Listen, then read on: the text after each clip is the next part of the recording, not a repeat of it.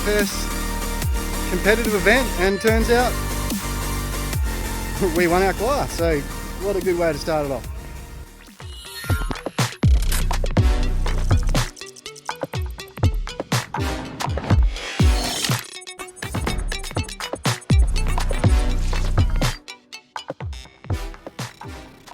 Hey guys, welcome back to the channel. As you could see in those clips from the last video, we had a good time in the WA Speed Event Series event and we ended up winning a trophy for first in our class. So that got me thinking, and I do want to go on events with this car for, you know, for the future, but I don't want to wreck it completely, and it is my daily, so we had to get something else. So as you do, you get on Facebook Marketplace with about 500 bucks and you see what you can get. And what I think I managed to pick up was probably Australia's cheapest hot hatch, so I bought it 500 bucks sight unseen, chucked a permit on it, drove it home last night. Let's have a look and see what I got.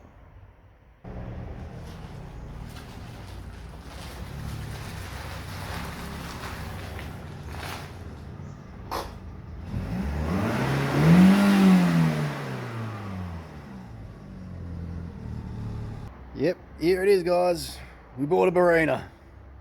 It's not just your normal Barina though, and this is the first time I've seen it since driving it home last night. So I thought we'll have a look at it together. But it did actually drive all right home. And yeah, pretty sure I got a good deal, 500 bucks. But what is this car?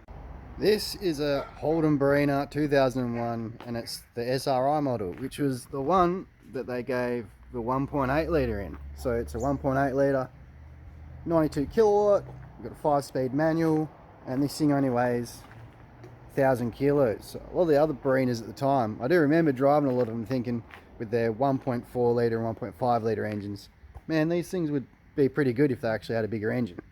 And turns out they did bring out the model in what I like to call a bit of a big block Barina. So we'll start off looking at the outside. We've got the standard alloy rims, 15-inch rims, and believe it or not, we've actually got good tyres all around, so good start. We've got these pretty fancy little side skirts with a wing that probably doesn't do much, and I think they also come out with a front lip, but we don't need that with what we're going to be doing. And funnily enough, there's no rust, not really any dents. Good wash, she might come up all right. And in classic fashion, look at it, the cannon. That's performance right there, especially if you probably look underneath. Yeah, that's a stock exhaust system with a cannon. So yeah, party at the back. I also got told on purchase that the windscreen wipers don't work, so that's one thing. And there was an indicator and a headlight out, not fully out, but yeah, wonder if it's just, you know, we've got a couple of options. We can register it and still go racing in it, or we can go full track car. Let us know in the comments what you reckon. I'm not sure yet. We'll go look on the inside. Alright. We've got some bucket seats, it'll be good. Give us some support. Oh yeah. There's some real stuff going on in here, and there's a definite smell. That's alright though. But, oh look at that. I can see chalk on the roof. Kids been in here, but relatively okay condition. This needs a clean up. We got some white dials, 240,000. Yeah, not too bad, not the best. Now the important bit.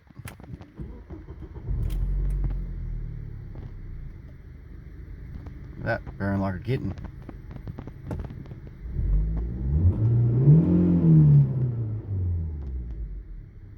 It's got the check engine light, but I'm pretty sure that's a fuel thing, but we will get the codes cleared up on that. I know the fuel gauge doesn't really work. Temp does, and it doesn't overheat. So that was the main thing we were looking out for. We'll get under the engine bay. So clutch and gearbox felt fine.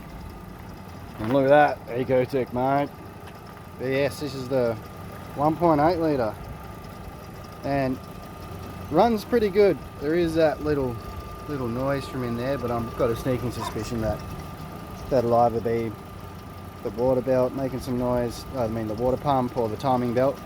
But I always knew getting this, that was something I'm going to do anyway. It's like a pretty easy job, so we're going to get that changed over anyway. But apart from that, she's running pretty mint. Does sound like it's got some old fuel in it though, and it does have oil, so yeah, we'll have to give her cleaned up. It's completely stock, which is a good sign, but we'll be able to do something with the air intake, get some headers, but it just sounds like it needs some love.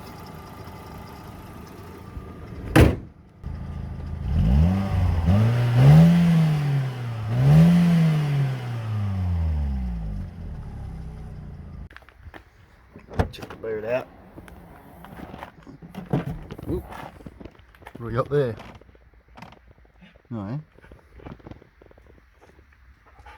Not too bad. A lot of stuff we can strip out of there to get rid of some weight. But yeah, looking at it, for 500 bucks, I'd say that's a pretty good deal. You're not going to get much more than that for 500 bucks nowadays. I pay that for a part for that thing. So as far as something to jump into another class and really, like, you know, have a good thrash in those speed events, it'll be a good option. So yeah, 500 bucks sight unseen, gotta say, pretty happy with the purchase.